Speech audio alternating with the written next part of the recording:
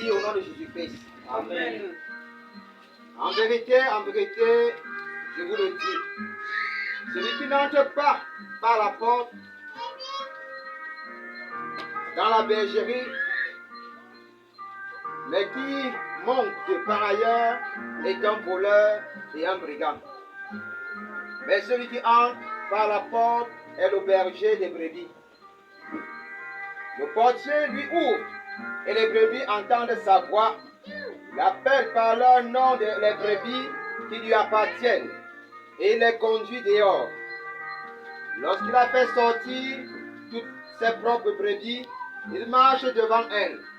Et les brebis lui suivent parce qu'elles connaissent sa voix. Elles ne suivront point un étranger. Mais elles fuiront loin de lui parce qu'elles ne connaissent pas la voix des étrangers. Jésus leur dit cette parabole, mais ils ne comprirent pas de quoi il leur parlait. Jésus leur dit encore, en vérité, je vous le dis, je suis la porte des brebis. Tous ceux qui sont venus avant moi sont des voleurs et des brigands. Mais les brebis ne les sont point écoutées. Je suis la porte. Si quelqu'un entre par moi, il sera sauvé. Il entrera et il sortira et il trouvera des pâturages.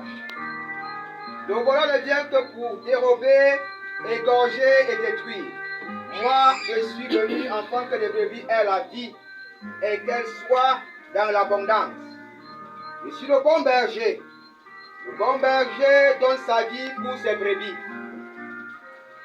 Mais le mercenaire, qui n'est pas le berger et à qui n'appartiennent pas les brebis, voit venir le loup, abandonne les brebis et prend la fuite.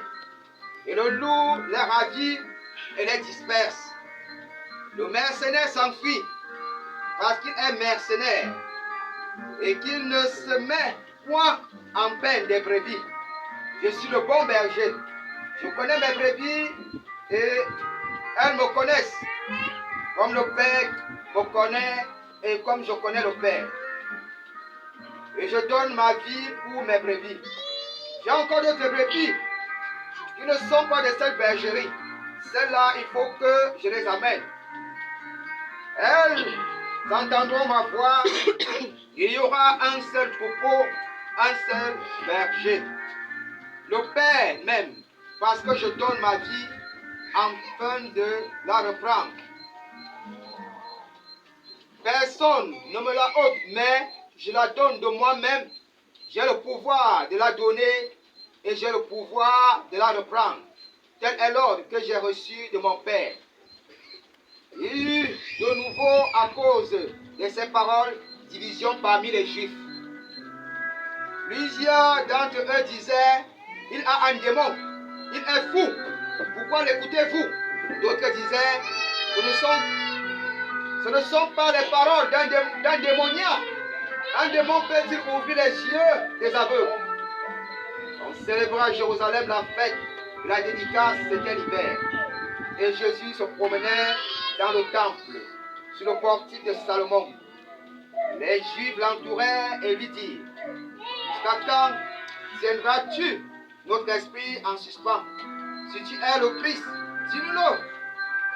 Dis-nous-le franchement. Jésus leur répondit, je vous l'ai dit, et vous ne croyez pas. Les œuvres que je fais au nom de mon Père rendent témoignage de moi. Mais vous ne croyez pas, parce que vous n'êtes pas de mes brebis. Mes brebis entendent ma voix, je les connais et elles me suivent. Je leur donne la vie éternelle, et elles ne paieront jamais et personne ne les ravira de ma main. Mon Père, qui me les a donnés, est plus grand que tous, et personne ne peut les ravir de la main de mon Père. Moi et le Père, nous sommes un. Alors les Juifs prirent de nouveau des pierres pour le lapider. Jésus leur dit, je vous ai fait voir plusieurs bonnes œuvres venant de mon Père, pour laquelle me lapidez-vous. Les Juifs lui répondirent, ce n'est point pour une bonne œuvre que nous te lapidons, mais pour un blasphème, parce que toi qui es un homme, tu te fais Dieu. Jésus leur répondit, n'est-il pas écrit dans votre loi, j'ai dit, vous êtes des dieux? Si elle a appelé Dieu ceux à qui la parole de Dieu a été adressée, si l'écriture ne peut être anéantie, celui que le Père a sanctifié et envoyé dans le monde, vous lui dites, tu blasphèmes. Et cela parce que j'ai dit, je suis le Fils de Dieu. Si je ne fais pas les œuvres de mon Père, ne me croyez pas. Mais si je les fais, quand même, vous ne me croyez point.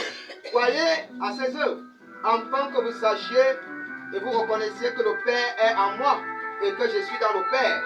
Là-dessus, ils cherchaient encore à le saisir, mais il s'échappa de leurs mains. Jésus s'en alla de nouveau au-delà du Jourdain, dans le lieu où Jean avait d'abord baptisé. Il demeura.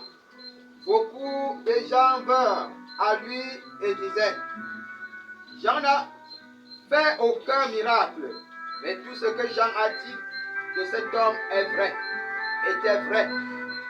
Et dans ce lieu-là, plusieurs crurent en lui. Son nom de Jésus-Christ, que j'ai clôturé cette lecture avec